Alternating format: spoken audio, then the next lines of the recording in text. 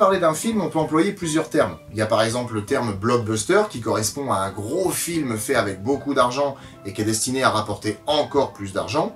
Il y a ensuite le terme de série B qui correspond à un film avec un budget plus limité mais qui peut parfois donner de très bons résultats. Et il y a ensuite le terme de série Z.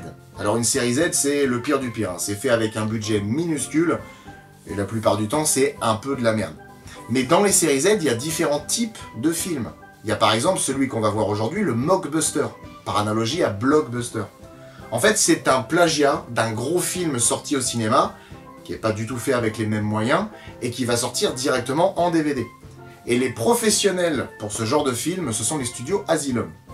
Ils sont connus pour ça depuis 2007, et le pire c'est qu'ils sont pas cons, hein, parce qu'ils changent un truc dans le titre du film, histoire de pas finir aux tribunaux, mais gardent à peu près la même sonorité, histoire qu'on se trompe et qu'on achète leur merde au lieu du vrai film. C'est comme ça qu'on a pu voir fleurir des films comme Transmorphers, Des serpents dans le train, Sunday School Musical, Le jour où la Terre a stoppé, Paranormal Entity, et je m'arrête là parce que la liste est trop longue, mais vous pouvez la trouver sur le net, franchement c'est rigolo. Et la perle, c'est ça. Avengers Grimm. Une histoire où les personnages des contes de Grimm s'allient contre le mal. L'imagination n'est pas morte. Bon, allez. Dans tout ce bordel, nous, on va regarder Atlantic Rim.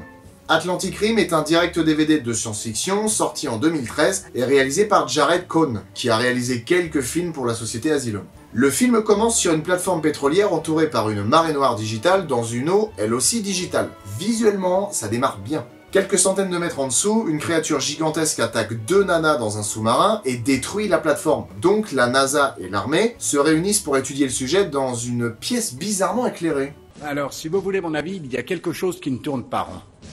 Un satellite en rade, une plateforme pétrolière qui coule. C'est l'horreur. Nous pensons que la plateforme n'a pas disparu. Selon nous, elle a été sabordée. Attendez. Docteur Adams, c'est ça? Oui. On ne saborde pas une plateforme pétrolière. La voix du borgne, c'est une douceur pour les oreilles. Ils décident d'envoyer une équipe au fond de l'eau pour voir ce qui s'y trame, et pour ça, ils envoient des pilotes de robots. Et là, il y a un truc qui me gêne. Parce que dans Pacific Rim, les Jaegers existent parce que les kaiju existent. Mais là, dans ce film-là, les robots existent avant même que les kaiju arrivent. Du coup, ils ont été créés pour quoi ? Enfin, je demande ça parce que militairement parlant, une technologie comme ça peut rendre un pays surpuissant. Hein.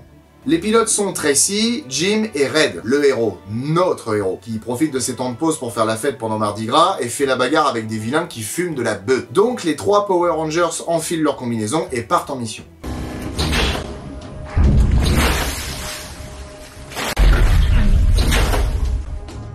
Et bah, vous voyez... là, par exemple, j'ai Pacific Rim en tête et je me dis que franchement, Atlantic Rim, et bah visuellement, c'est de la merde. Hein. Profondeur 10 mètres. Ils sont à 10 mètres de profondeur, là ? Je savais que les océans étaient pollués, mais de là à couper la lumière du soleil au bout de 10 mètres de profondeur, c'est chaud. Mais que fait Nicolas Hulot ? Pendant la descente, Tracy a un problème avec son oxygène. Contrôle. J'arrive plus à respirer. C'est calme. On va régler ça. Calmez-vous, Tracy. Tout va bien se passer. Attends, ça fait 2 minutes qu'elle est dans un robot de 30 mètres de haut. Tu vas me faire croire qu'il y a déjà plus d'air. Arrivé à 1500 mètres de profondeur... Wow. On vient de toucher le fond. Je te le fais pas dire. Il découvre un cimetière de bateaux, une demi-baleine et un kaiju. Le rouge et le vert l'ont pris en chasse, amiral. Là, c'est la merde. Pris en chasse quoi? Pour l'instant, personne ne peut nous dire ce que c'est que ce truc. On se pose tous la question. À quelle distance est le bleu? 100 mètres, il se rapproche. Je l'enligne de mire. Je vais tirer. Le harpon est armé et paré à tirer. Tracy, dès que tu le vises, tu peux tirer. Vas-y, poulette. J'arme le harpon. Ce qui est dingue, c'est que ça fait des années que je regarde ces films-là. Je sais qu'ils sont mauvais. Mais ça me surprend toujours. L'état-major leur demande de ne pas attaquer, mais comme la bestiole se dirige vers une plage, Red l'affronte pour protéger les gens, et du coup le défonce en mode PS2. Il en vient à bout avec l'aide d'un avion de chasse et de 2-3... Ouais, non, eux, ils servent à rien, en fait. Donc le monstre est vaincu, et Red est mis aux arrêts parce qu'il a désobéi à l'ordre de son supérieur qui ne voulait pas que le public voie les robots. Attends, je comprends pas. La ville est en bordel et il y a plein de morts. Mais ils se sont battus sur la plage. Canon électrique, paré. Prends ça.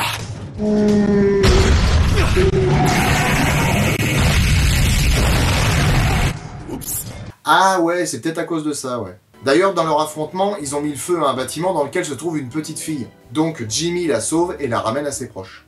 C'est ma filleule dorénavant, alors vous gardez bien un œil sur elle, d'accord? Bien sûr. Éloignez-vous d'ici avant que ça s'effondre. Ouais. Alors franchement, peu importe qui t'es pour elle, hein. S'il y a un gros costaud qui te donne une gamine, tu la prends. Donc Red tourne en rond dans sa cellule qui ressemble à tout sauf une cellule. Et c'est quoi cette lumière rouge? Putain, il y avait que des néons rouges en magasin? Ah bah non, il y avait du vert aussi, tiens. Bref, au bout d'un moment, Red est relâché pour participer à une fête donnée pour la victoire des effets spéciaux moches sur les effets spéciaux pas beaux. Mais pendant la fête, l'amiral apprend qu'un super sonar secret a détecté la présence de 2 œufs de créatures et que l'un d'eux vient d'éclore. Donc un kaiju qui vient de sortir de l'œuf fait déjà la taille d'un adulte. Ou alors c'est sa taille de bébé. What this? Il attaque la base, mais se fait vite renvoyer chez maman avec 412 bombes larguées par un B2 dans sa gueule. Nos 3 héros refont la fête, alors que le titan est pas mort mais juste reparti, et se font de petites confidences. On a un truc à te dire, Tracy et moi. Non, pas du tout. Comment ça, pas du tout? Tracy, il a le droit de savoir. On est sortis ensemble. Wow. Comment ça, sortir ensemble? On s'est embrassés juste une fois. Mais pourquoi est-ce que ça nous fait rien d'apprendre ça? Ah ouais, c'est parce qu'on en a rien à foutre. Le kaiju étant toujours vivant, l'armée passe à la phase 2 du projet Armada, le projet qui vise à fabriquer des robots géants pour faire la bagarre. Ce Halo est une interface expérimentale conçue en parallèle avec votre entraînement. Il sert à relier votre système nerveux central à la structure de votre combinaison Armada. Il améliore le temps de réaction de manière considérable, votre contrôle et vos aptitudes à piloter. Grâce à ça, ils ne feront qu'un avec la machine. Bah, c'est la même chose qu'avant, sauf que maintenant il y a un casque Bluetooth. Moi aussi j'en ai un. Mais j'ai pas de robot. Le monstre attaque Manhattan sous les yeux de l'amiral, putain, qui ressemble à Sam l'Aigle, c'est ouf. Alors je sais que c'est une référence obscure, hein, ça vient du Muppet Show, mais il y a quelque chose dans le sourire. Donc, à Manhattan, c'est la bagarre. Oh là là, le camouflage des soldats, sérieux. C'est allé à l'éponge ou quoi? Et les robots arrivent par les airs, ouais, en même temps ils coûtent 500 milliards de dollars, donc pourquoi pas. C'est l'heure de vérité. Ouais, on va voir. 10 ans de boulot et 500 milliards de dollars de recherche. Est-ce que tout ça valait le coup? Il y a plutôt intérêt. 500 milliards de dollars? C'est un gosse qui a écrit le scénario? Et puis attends, je viens de percuter 500 milliards de dollars? Et l'autre, elle a des problèmes avec son oxygène? Mais le budget, il est passé où? Ils affrontent le kaiju, qui d'ailleurs est nettement plus gros dans un affrontement titanesque, nous laissant au passage profiter des magnifiques affiches des autres films Asylum qui ont été placardés un peu partout sur les bâtiments. Encore des chefs-d'œuvre qu'on aura l'occasion de voir dans les monstres de l'été. Tiens, d'ailleurs, j'ai fait une liste de tous les films dont il faudra qu'on parle dans les monstres de l'été. Pour l'instant, la liste s'est arrêtée à 170 films. À 10 épisodes par an, je vous laisse faire le calcul. Alors, les nouvelles combis sont bien, mais en fait, non. Parce que le porteur ressent les dégâts que reçoit le robot. Donc, c'est pas ouf, en fait. Vu qu'ils ont pas l'avantage, ils sortent les haches de Sentai, et très vite, un autre problème se pointe. Un lieutenant un peu relou a demandé une frappe nucléaire sans demander l'avis à qui que ce soit. Et elle se dirige droit vers Manhattan. Mais Red intercepte la bombe et la fait péter dans l'espace avec le kaiju. Alors, c'est bien, mais ton robot est HS. Donc, tu vas un peu te péter la gueule. Ah bah non, il s'en sort. Et bah, du coup, tout le monde est heureux.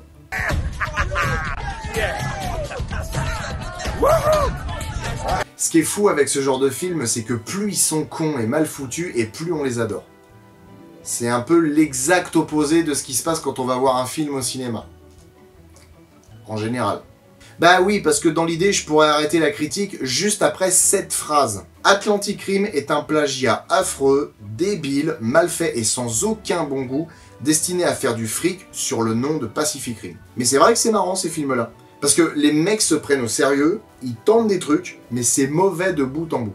Je suis sûr qu'avec ce qu'on peut trouver sur YouTube comme vidéo d'incrustation sur fond vert, on peut faire mieux. Ou aussi mauvais.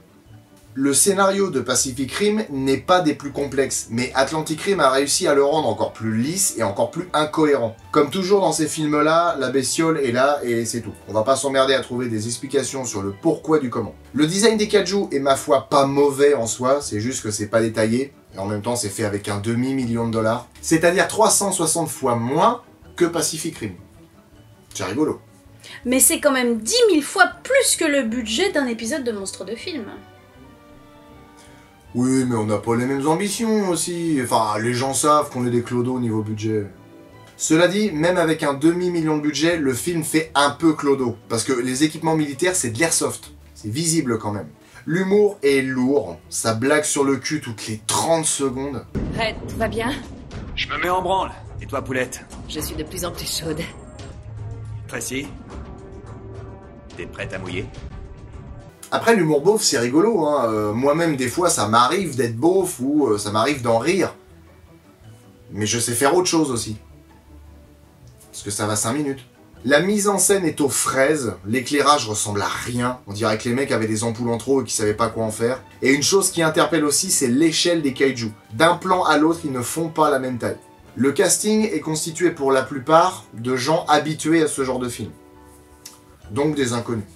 Il y a bien David Shokashi, c'est fort en chocolat, qui a joué dans la série Alerte à Malibu, mais il y a surtout Graham Greene, qui est le seul acteur d'envergure dans ce film. D'ailleurs, il a dû choper une contracture au cou à force de regarder en l'air. Sa carrière est jalonnée de gros films comme La Ligne Verte, Une Journée en Enfer, Danse avec les loups ou encore Cœur de tonnerre, mais il arrive parfois un moment dans une carrière où il faut jouer dans un petit peu de tout pour pouvoir vivre. Ah, et il y a le rappeur Trench, a priori. Je le connais pas, mais niveau filmo, il est garni. Enfin, ça vole pas haut quoi. Voilà, c'était Atlantic Rim et c'était très mauvais. Honnêtement, je prends vraiment pas de plaisir à regarder des films comme ça. Je préfère largement regarder des films plus vieux, mais avec des effets plus physiques. Pas comme les films d'aujourd'hui, avec des bandes annonces qui promettent énormément, et puis au final, on est constamment déçus. D'ailleurs, en parlant de promesses, il y en a une que j'ai faite dans le premier épisode de Monstres de film. Et je me dois de l'honorer. Alors à la semaine prochaine.